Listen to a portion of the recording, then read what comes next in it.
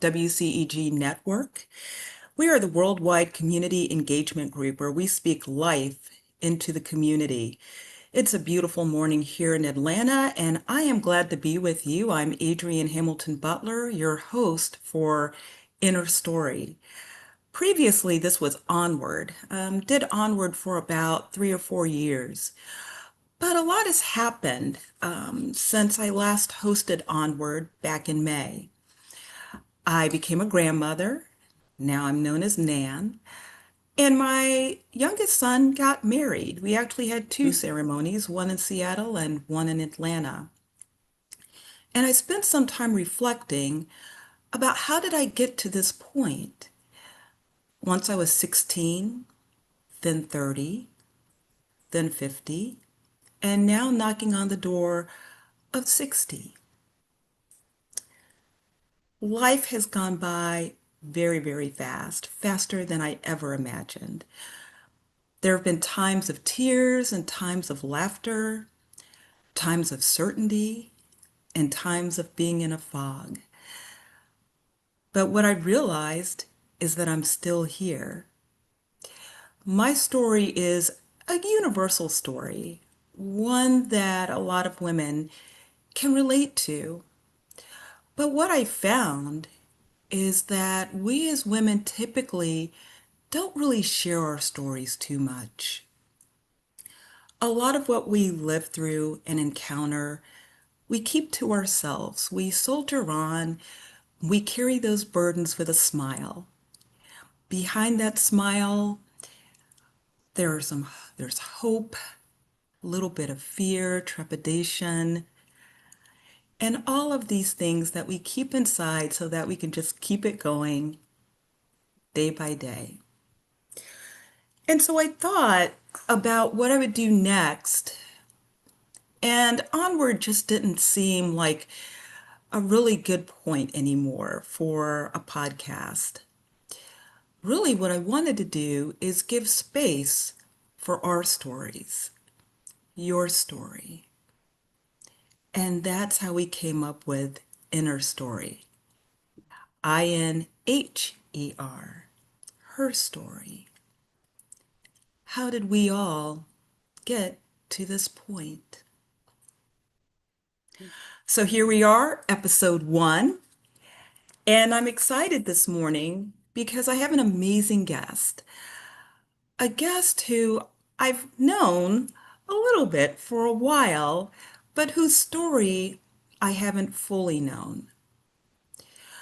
Dr. Catherine Meeks is someone who has lived a long and interesting life full of, I think Catherine would say it, ups and downs, sideways.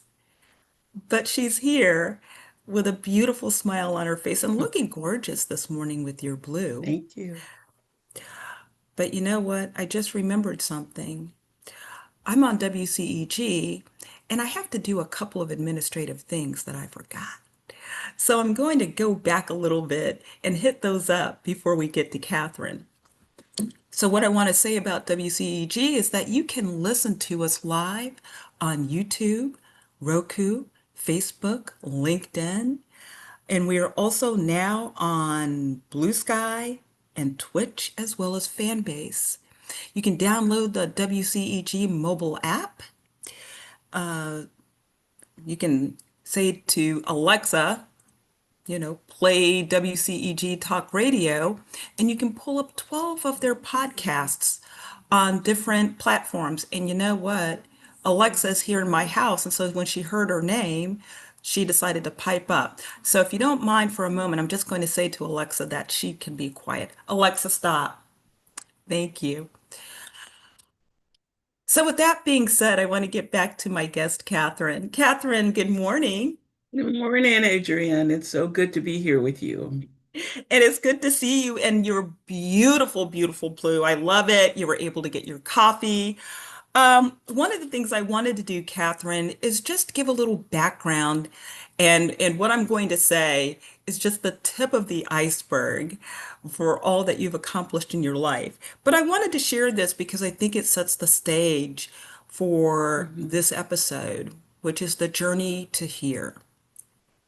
So, Catherine, you're known nationally for your activism and your dedication to racial healing, especially within the Episcopal Church.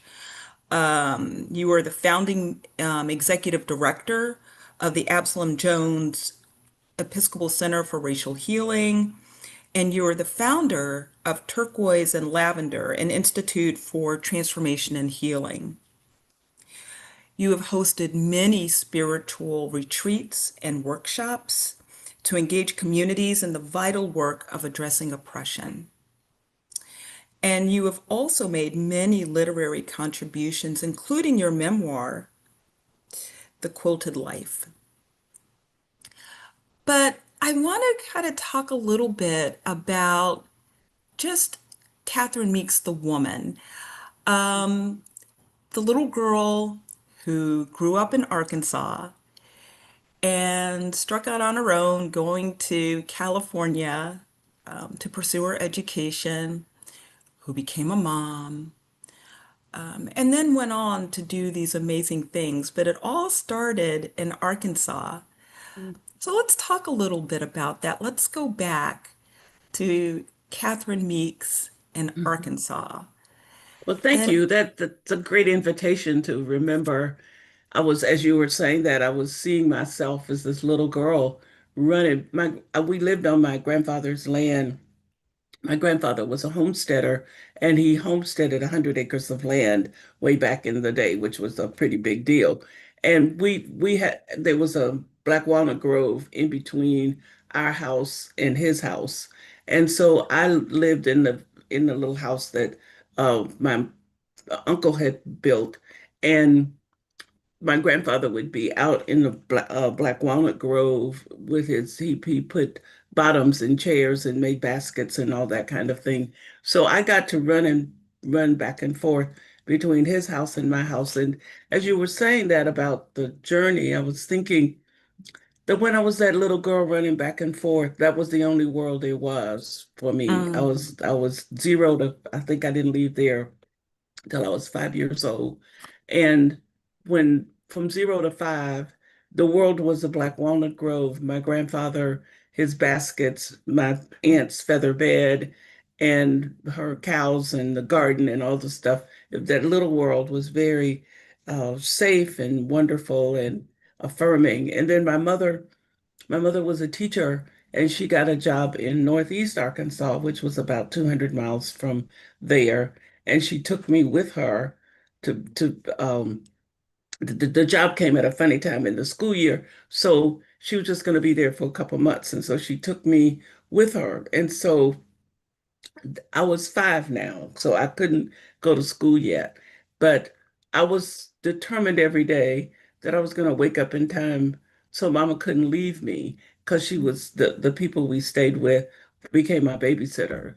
And I didn't want to be with them, though they were very kind to me and took good care of me. The world got too big too fast. And so I would wake up in the mornings and realize that my mother's coat was gone from the door. And mm. then I would just lie in bed and cry because I missed my chance to escape one more time. So this was when I wrote my memoir, Quilted Life, I thought about that as this was the awakening that the world is bigger than the Black Walnut Grove. And I said, even though I got back there, came back to the Black Walnut Grove, to the little house at the end of the year before we actually moved to Northeast Arkansas, my world was never the same again because now I knew that there was a much bigger world, and that bigger world was Yes. frightening, and I had to figure out what I was going to do about it. And I was when I was 5 years old.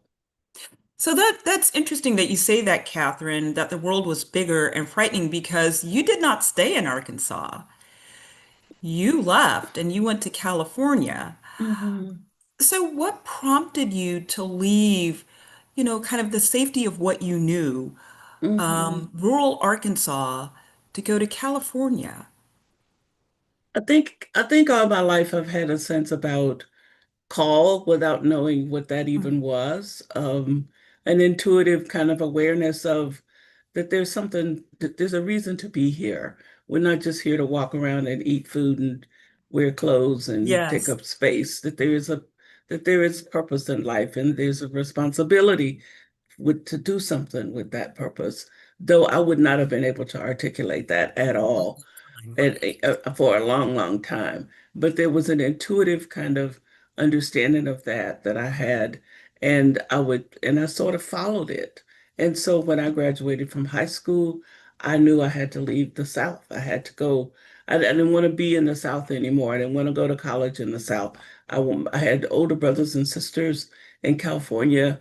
I wanted to go and be with them. I had no idea how hard that was going to be because can you imagine living in Arkansas? I had never been more than 150 miles, 200 miles from home. And now Right. all of a sudden I'm in California. So, everything that world was like 10 times bigger than anything I could have ever imagined.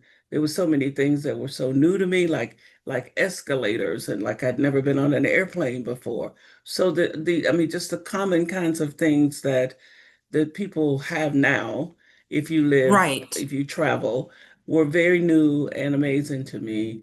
And while I was really smart, my education was very substandard in Arkansas. And so I had a whole lot of catching up to do. In Right. college, when I started to college, was a real challenge. I was a good writer, good thinker, but I didn't have the skills that my classmates had because I went to a school that barely had a library, no science lab, so Arkansas um, substandard education is what I went to college with. And there I was in the room with folks that had gone to school in California and Right. all over the place. The world. So Right. now when I look back on that, I'm amazed that I survived it at all, because it was much more of a challenge than just going to college. Absolutely. And so in our conversation, you had talked about you started off at a community college, a junior Hmm. college, and then went on to Pepperdine. Hmm. Talk a little bit about that experience because not only were you coming from rural Arkansas, but you were a young Black girl Hmm. going to, at that time, a college that many in our community had never heard of, never thought Hmm. about, dreamed about. And I'm sure there were Hmm. not a lot of young girls like you. That's true. Pepperdine University is a church affiliated school. I wanted to go to a small school. The first 2 years of junior college was right for me because I didn't have a bunch of money, although California education was pretty inexpensive back in those days, in the early 60s and early 70s. And um, I wanted to go to a school that would have small classrooms that had some kind of religious affiliation. What I did not know then that I know now is that really doesn't make that much difference because those schools are not that they're not that much different from schools that don't have religious affiliations. But I thought that at the time I thought that was a good thing. And yeah, there were not many African American students there. There was plenty racism to go around, even though we were in Los Angeles. And at the time, I got a job working for an African American man who was a general surgeon, and I'd never seen a Black doctor before in my life. So it was a big deal to work for him. And not Yes. only was it a big deal, but he was a very supportive, like my big brother kind of person that always was looking out for me to get through school because he said that's the most important thing you have to do now. And he Yes. introduced me to the political world that I probably never would have had. I would have gotten to eventually, but it would have taken me a lot longer if I hadn't been working for Dr. Miller. So Yes. if a whole bunch of things opened up for me. And the biggest thing was at Pepperdine, there was a white evangelical Christian um, ideological group that wanted to say, don't worry about race, God's going to take care of all of it. And I'm saying, that's good enough for you to say, but that doesn't work for me. And so, but I was interested in their religious gatherings. And so it created conflict for me, but it never stopped me from staying on the journey of exploration. You right? know, I was there, but I was always looking under, as I like to say, looking under every rock for the truth. And Yeah, and and that leads you a lot of places. it does. And we're going to talk a little bit about, your spiritual exploration because I think that's an important part Mhm. of where you are now. But you didn't stay in California. You completed your education and then you came back to the Mm-hmm. South. Why did you do that, Catherine? Well, some days I don't know myself, but I could be living in LA and here I am in Georgia. My goodness. And my family wonders what's the matter with me, even though I've been here nearly 50 years. Again, it was that whole thing about listening to my intuitive self. And I got my political awareness led me to read Julian Bond's Black Rebel, led me to get on a bus and ride all day to get to San Francisco, to get to Berkeley to talk to Mayor Warren Widener. He was the first Black man to ever be mayor, elected mayor in Berkeley, and I wanted to meet him. And I Yes. got on a bus and went to Berkeley, met him, got back on the bus, and came back to LA. When I think about that kind of thing, I think, my goodness, what was the matter with you? But it was that hunger for connection to the Yes. bigger world, the bigger picture, a bigger understanding of what am I doing here? I mean, I'm not here just to be pushed around and told to stay in my place. I'm here to find out what I'm supposed to do and then to do it. And that's what got me back to the South because the more I read and thought about it, I thought that's where I need to be. I need to be back in the South. And even though when I left at 18, I said I wasn't ever coming back here again. And then when I was 24, I came back. So So tell me a little bit about the South that you came back to. Um, what did it look like, feel like, and how did you engage yourself? Because it was not the South that it is today. no, it's not it was not the South that it is today, and it was not the South that I had experienced before I left because I lived in Arkansas with my family and I left when I was 18. And that was from 0 to 18, those years were very repressive. My father was a sharecropper. We were very poor. So we lived in a little space that was uh, cut out for us as poor Black folks. Even though my mother was a school teacher, she graduated from college the same year that I graduated from high school.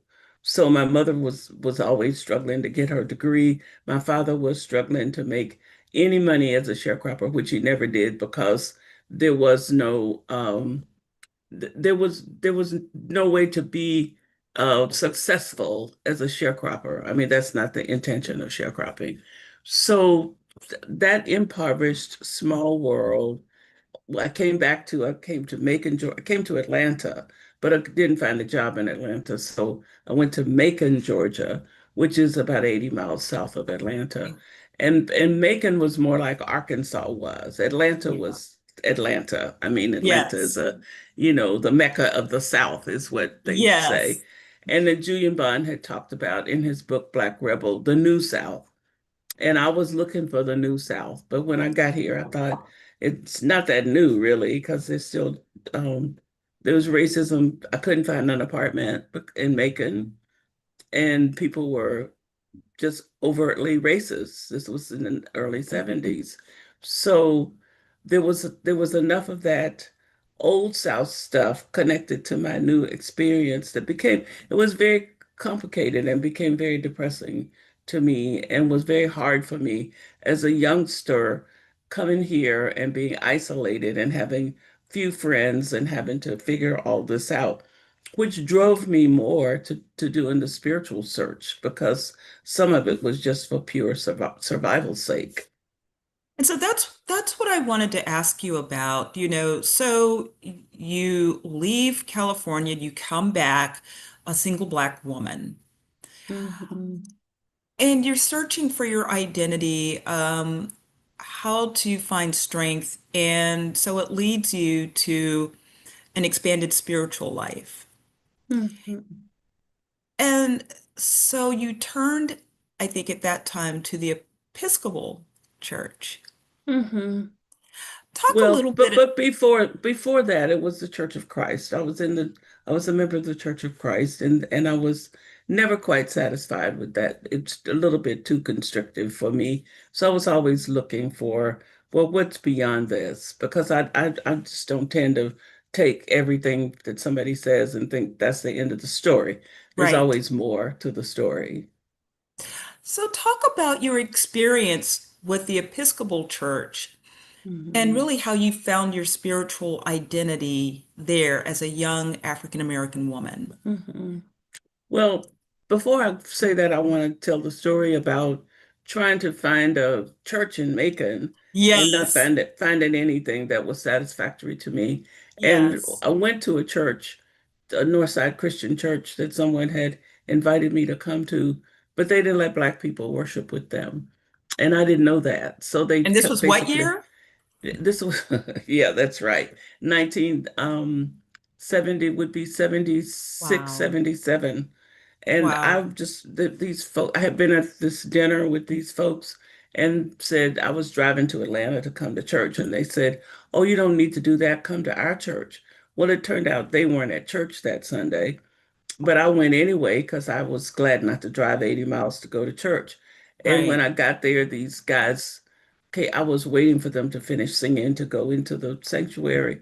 And these guys, 10 of them in a line, came marching out to ask me who I was and why was I there, and what was my business. And I said, well, I came here to worship. That is what you do here, right?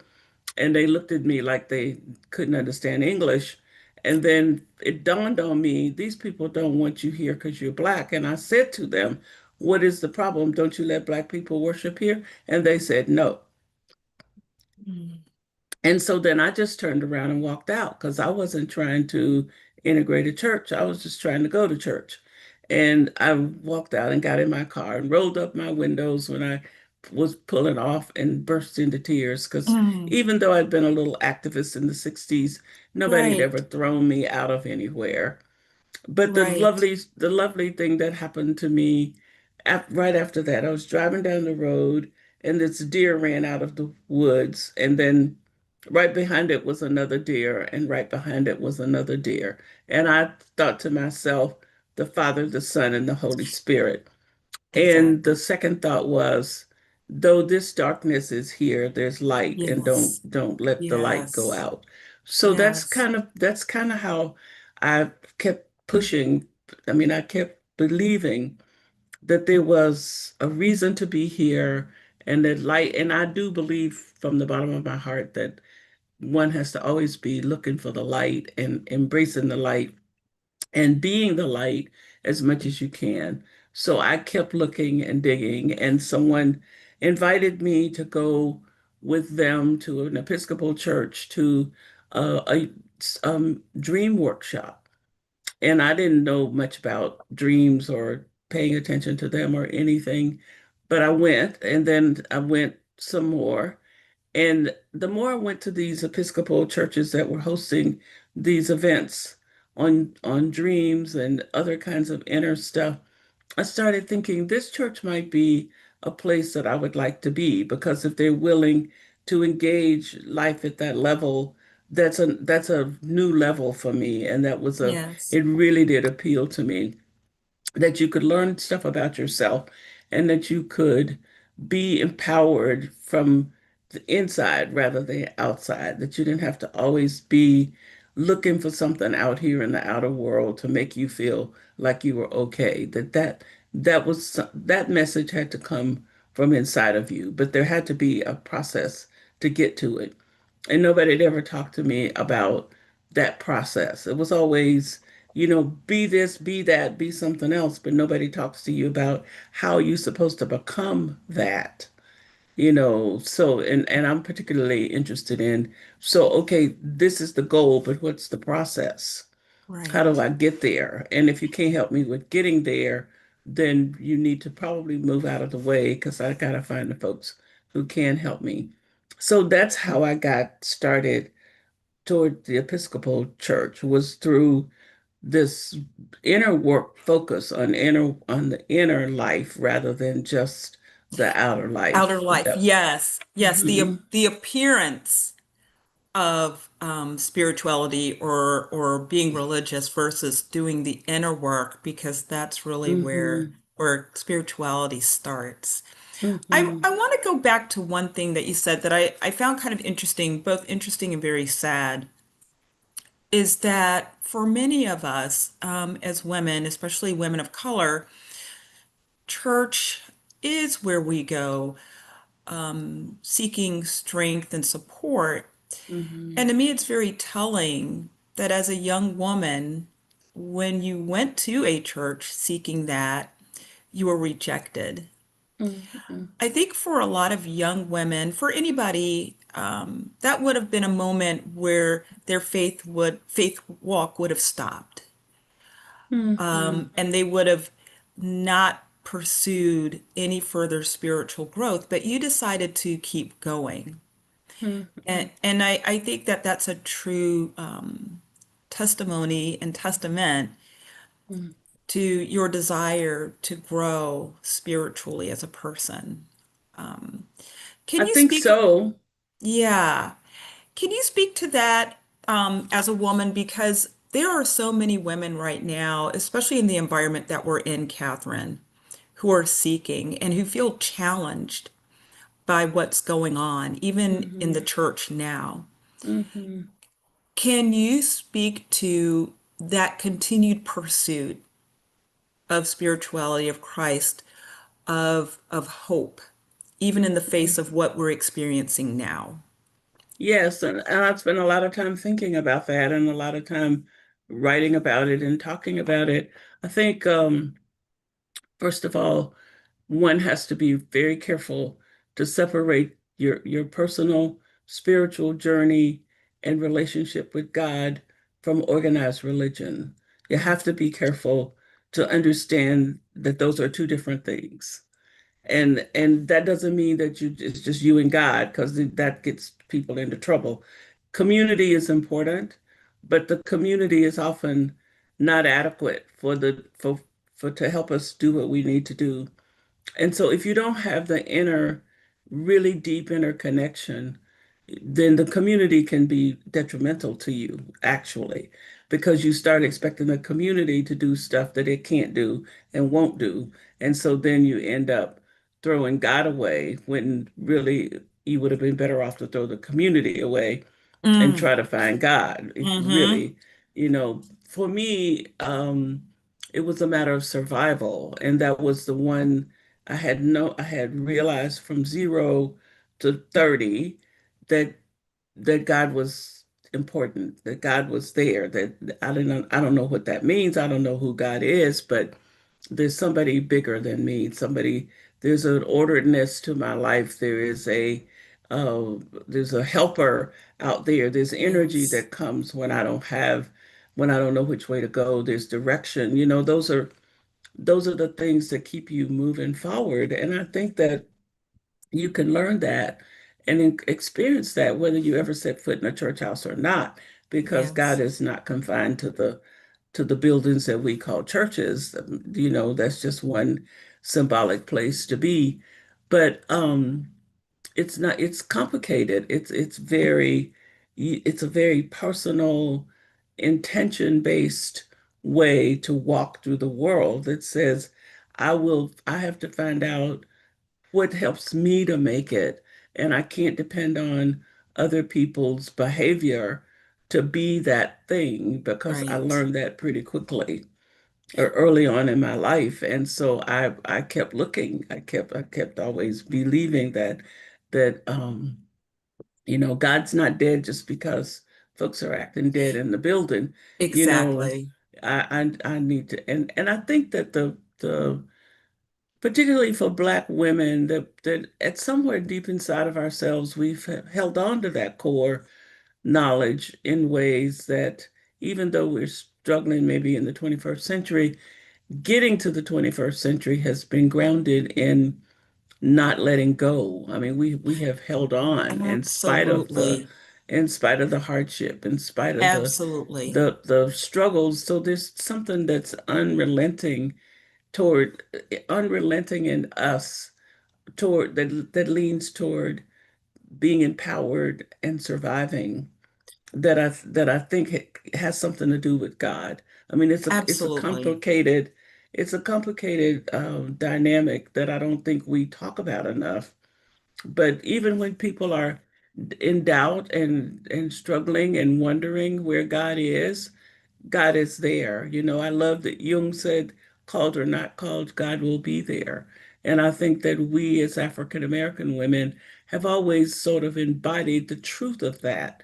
In spite of the situations that we've confronted, there's something about somewhere deep inside of us an assent to God will be there, whether it's that apparent in the moment or not, doesn't matter, you know. So, and I don't want to romanticize this because I get sick and tired Right. of folks talking about us as strong women, so we're supposed to keep on Right. getting our heads beat and acting like we like it. We don't, and we're not getting our heads beaten without paying attention to what's underneath that. What are we sacrificing for? You know, we have this sense of the collective that's deeply ingrained in the African American woman. You know, that we care about ourselves, our children, our communities in Absolutely. ways that we don't see being particularly exemplified in men or people that are not of color. I appreciate you bringing that up, and this is where I want to do like a little bit of a pivot to the work that you're doing, but I do want to address what you said about the strength and resilience of Black women, because that is what we are known for. But I Hmm. think what you're saying, and this is why we're even doing this show, is that inwardly there is such a desire for compassion, for tenderness, for understanding and acceptance. And we know that that will not come from society. And to your point about how we lean into our spirituality, I think that's what it's born out of, is Hmm. that we have come to the realization that only God can give us that. Hmm. That the tears that But we cry in silence are tears that are wiped by God. but I will also want to say that it is so important for the community for us as women to create communities of support for each other Absolutely. because Yes. we have allowed ourselves to become like Hudson talks about the mule of the world. You know, Yes. we're bearing all the burdens and carrying all Absolutely. the backpacks and the mule packs and wearing ourselves down and dying too soon and all of that happening because even though what I said before is completely true, we are still human beings and Right. we can only take so So much much. Yes. before we get to the end of ourselves. And so That's right. I think that community is so important and that we as women don't need to allow ourselves to be put into that category of the strong Black woman that is just going Right. to bear all things and believe all That's right. things and all blah, blah, blah, blah. No, I am that person, but I'm also fragile and need support Yes. and want Yes. community and want people to help me make it through the day too. Absolutely. And we have to give ourselves space for that. Right?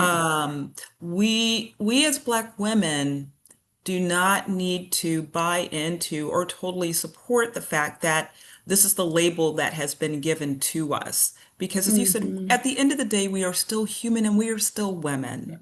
Right. That's And we right. need to celebrate that and support each other That's in right. it. So I want to talk now about your work, your racial healing work first, and then transition to the transformation and healing work that you're doing with Turquoise and Lavender. But first, let's talk a little bit about what you did with Absalom Jones, because I think that that was kind of your foundational work that led to where you are today. Yes, well, for the last 50 years, I have worked on race relations in one way or another. I'm writing a book right now, and it's my ninth book. So the books that I've written deal a lot with the journey around race. There's always an expectation as a Black woman that all I would know to talk about when I go somewhere to speak was about race. And I Mm, had to make it clear to people that I have plenty other ideas and that I don't talk about race in the traditional ways that it gets talked about. yes. So when I got was asked to head the Commission for Dismantling Racism for the Diocese of Atlanta, I was excited to do that. And I did that for 7 or 8 years. And I realized the work was so much bigger than a commission. So I started to talk about starting a center. And of course, people don't usually have very much of a vision about something a lot of the time. And so there wasn't a whole lot of traction about it for a while. But then it picked up some momentum. The idea did. And the presiding bishop got involved in it, and we got the center started. And I ran the center for 7 years and developed a new way to do dismantling racism training that was grounded in the Eucharist of the church, because we are. Um, we were a religious group, so we needed to be uh, acting like that instead of acting like we were just corporate America. Right. And the way that I went about doing this and the message that I had as the message of healing, the possibilities of reimagining this whole journey toward racial wellness in this country really took on. And of course, I'm always ready to be very humbled by that process of how fast the center grew and how well it did, because I think George Floyd's murder and the pandemic really helped us to do our work, grew the work in a way that would not have happened if those things hadn't been happening. We went from being just this little group of people here in Atlanta to being an international center, primarily because during COVID, we had to become a virtual Right. entity, and it gave us access to the world rather than Yes. just the programs that we had in the building. So the center really did thrive for those 7 years that I was there, and I'm really proud of that work and proud of the ways in which people still are reaching back out to me to say, we're doing so and so, or we want to move in this direction. Those things make me happy because we've got to deal with our racial divisiveness if we Yes. expect to be any kind of a human community on this planet, and we're not going to get away with not doing it. So you did this work and you did it within the context of the broader Episcopal Church nationally. And then you retired from that Mm-hmm. and started Turquoise and Lavender. Mm-hmm. Tell me a little bit about why Turquoise and Lavender as a name, Mm-hmm. and the focus now on transformation and healing. Yeah. Well, as the executive director of the Absalom Jones Center for Racial Healing, the Episcopal Center for Racial Healing, I had to be mostly focused on that. But I do believe that that the healing issue is a bigger lens than that. Yes. That there's so much more that needs to be encompassed in that whole thing. And so now I have the freedom to do what I want to do, which is really wonderful.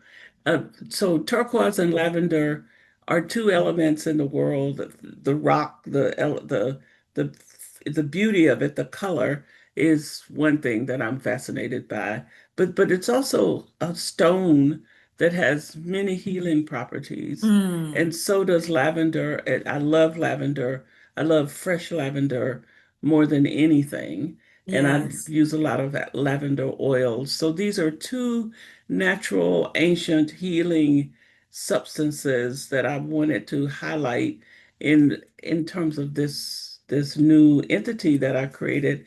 So I Yes. called it Turquoise and Lavender Institute for Transformation and Healing because that's exactly what I hope will happen. That every little thing that I'm able to do, every class, every podcast, every blog will somehow lead people just a little bit further down the road toward their own inner healing, their own inner connectedness. Because the more individuals get healed, the more the planet will be well. Yes. I mean, it's very, that's a very, I mean, we're all connected, even though people say that, but then half the time they don't believe it. But the truth is, we are connected, and what we do does, what one person does impact the whole. And so now my focus can be more holistic Yes. than I mean, even though my approach to racial healing was always, it's the whole person, but now I can be more like I can do a quiet day on Evelyn Underhill and Howard Thurman without apology, Yes. which is what I have done. I did the very first workshop that Turquoise and Lavender did was called Bitches and Witches, exploring the sexist oppression against women. Now, if I were working for the Episcopal Church, I Yeah, don't that would think I not have could do, happened. I don't No. do a work, couldn't do a No. workshop called Bitches and Witches. So, but but it was important to me to make it clear that I was turning a corner. And then Yes. I wrote a piece. I write for the Baptist News Global newspaper, which is an online paper, and I wrote a piece called "It's About Damn Time," talking about the necessity for us to be considered as free people. So, but Yes. and I'm sharing these two things to say it is lovely to be. I'm going to be 80 in February, and so to have this kind of freedom to Yeah. say what I want to say, however I want to say it, and not to have a whole religious body telling me, here's some lines, don't get outside of them. I always was pushing the envelope with the Episcopal Church, and many people weren't. There were people who weren't that happy with my work because I was pushing the envelope, and I will Yes. always be pushing it because healing requires you to push the envelope. I mean, you can't get well without naming what's wrong with you and Right. working on it. And that's not always pleasant. And when you and I talked, the whole thing around freedom, right? You talked Hmm. about that really everyone is on a journey going Hmm. somewhere. But what it is really is it's a pathway to freedom. It's a Hmm. pathway to peace because when you feel free, you are at peace. You are allowed to Hmm. be your authentic self. And I think that that's something that we as women, especially women of color, we really struggle with that. Yeah. Talk a little bit about how the work that you're doing with turquoise and lavender really helps, I think, women of color to transform and to see ourselves as free, even in this world where a lot of times people don't respect us and allow us to be free. Well, again, it goes back to that whole bit of the conversation earlier about what what is what is your internal story? Mm, What story are you telling yourself about yes, yourself? Because at yes, the end of the day, if you don't have the story right for yourself, it doesn't really matter what other people say. But people can be very complimentary of you, and if you feel very inferior, it's not going to make you feel any better. And if you feel superior, and people are trying to help you be humble, you're not going to be humble because the story right, inside of you is one of it's a hierarchy and you're at the top of it. So getting the inner story right is to me the most important work we can do to getting the truth about myself. Look myself in the face and know who I'm looking at. And yes, then when we do that, we can be that's freedom. I mean, when you can look yourself in the face and see that this is who I am, and not only that, but that I like you. I like this person. I like Yes. myself. I like who I am. And someone asked me once, the best question probably anybody's ever asked me. They said, what do you wish that your mother could see Mm. about you? And I Oh. said back, because it was such a amazing question, I said, I wish my mother could see the person that I have become. Mm. Because I had no idea this person was here, and she didn't either, but she always was supportive of the journey I was on. So I think at the end of the day, when we sit by ourselves, we have got to be at peace with who we're sitting with. And Yes. and until and I don't want to minimize environment, because Right. environments matter. If you're in an oppressive, violent, toxic environment, this work I'm talking about can't happen. So the first thing you have to do is get to safety, get out of toxicity. I mean, that's a part Yes. of naming what needs to be done. So if I'm where people are abusing me, then I gotta deal with that. I've just said to myself yesterday, anybody who appears to be ambivalent toward me, they have to go, because I don't have Yes. time I or love that. energy for ambivalence. You're gonna be here with me or go away. Don't come half-heartedly and sort of, ready to try to put me in my place or dethrone my sense of being empowered or whatever. I don't need that Right. from anybody. Right. And it's not like I'm gonna go around knocking people in the head with a baseball bat. I'm just gonna pay attention. And when I pick up on ambivalence, I will stay away from it. Those are my boundaries. So I think that the thing that racism has done and sexism, and that we as African American women have bought into a little bit too much, is this prescription for who we're supposed to be and how we're supposed to act. And we have to be into I'm finding out who I'm supposed to be and how I'm supposed Yes. to act, and nobody gets to define that for me. That Right. that I'm defining that for myself, and Yes. we have to. The second thing is have a right relationship with power, but our inner power and how we use it in the external world, because we Yes. have also been told that we're not supposed to be powerful. Right. If we're Right. powerful, it means we're angry and we're mean and we're this and we're that. And that's Yes. just a bunch of nonsense. To be an empowered human being is what everybody needs to be, so that we don't have to go Exactly. around bullying each other and doing anything negative. But Black women, more than probably anybody, have been accused of being mean and angry just because we speak up and stand up and allow ourselves to be the empowered human beings that we happen to be. And Right. Turquoise and Lavender is committed to dethroning that narrative and Yes. saying, let's engage in finding out where true power lies, and Exactly. let's engage it with everything in us and celebrate it as much as we can. Absolutely. I 100% agree with that. I want to go back to you've said that you've written several books, and I listed one of Mhm. them, and you're working on one. Catherine, where can we purchase the books that you've already written? Well, some of them are sometimes in bookstores, but Okay. as much as I don't like Amazon, you can always find everything on Amazon. Okay. People can also just Google my name, and they can Okay. maybe find some of the books used, Okay. because some of them have been out long enough to be now being sold as used books as well. But Okay. the publishers are Church Publishing Okay. and Erdman's Okay. publishers. Perfect. Okay.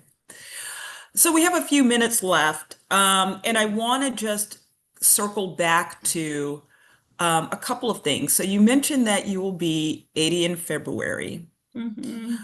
which is a beautiful thing, and you look amazing, and you have a Thank lot of you. energy. Let's talk about for any woman who's listening right now, I'll be 60, so I'm, 20 years behind you.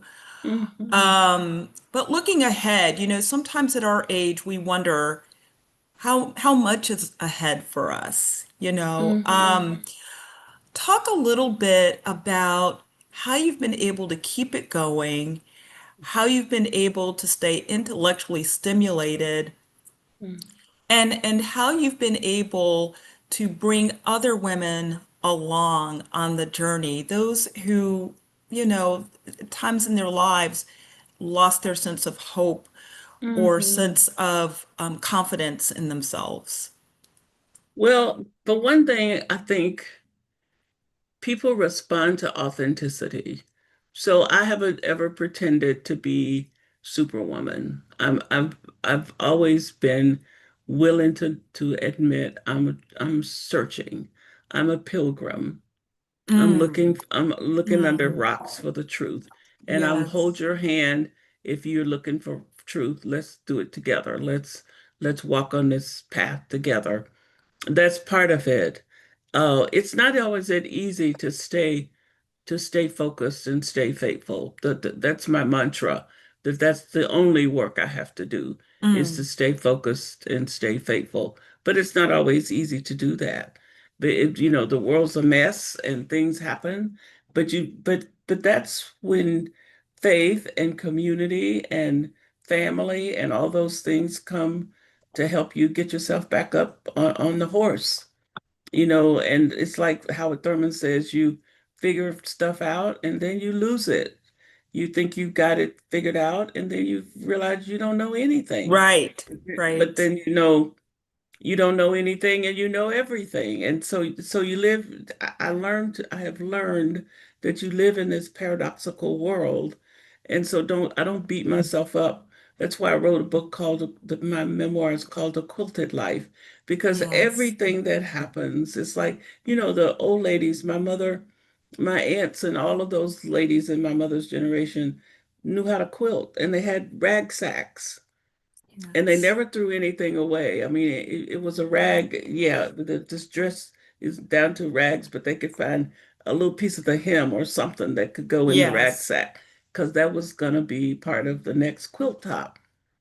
Mm, So these things that were rags, that these raggedy moments in our lives can go yes, into our psychological rucksack and be yes. woven into our journeys.